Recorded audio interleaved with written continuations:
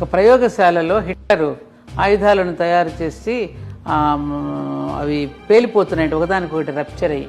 అప్పుడు ఎట్లా ఇది ఎలా మనం దీనికి రెమెడీ ఏమిటి, ఎలా దొరుకుతుందని ఆలోచిస్తే ఎవరో చెప్పారట ఆయనకి, ఫలానా భారతదేశంలో, ఫలానా ఆంధ్రప్రదేశ్లో, ఫలానా రాజమహేంద్రవరంలో వేద పండితులు ఉంటారు, అక్కడికి వెళ్ళి మీరు వాకబు చేస్తే తప్పకుండా మీకు దీనికి రెమెడీ దొరుకుతుందని ఎవరో చెప్తే, అప్పుడు పుష్కరాలు జరుగుతున్నాయి రాజమండ్రిలో.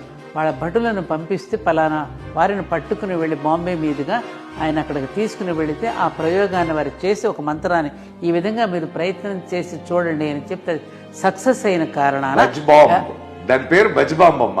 మొట్టమొదటి తయారు చేసింది బజ్బాంబ్. ఆయన పేరు దండిపట్ల విశ్వనాథ శాస్త్రి. ఇప్పటికే ఆయన ఫోటో ఉంది అక్కడ అక్కడ ఉంది ఫోటో. ఏంటండి ఇది మన తరం పిల్లలకు చెప్పద్దు, తెలియాలి కదా. ఇప్పుడు ఎవరైనా కూడా ప్రేరణ పొందేది చరిత్ర నుంచే కదండి. అంతే కదమ్మా.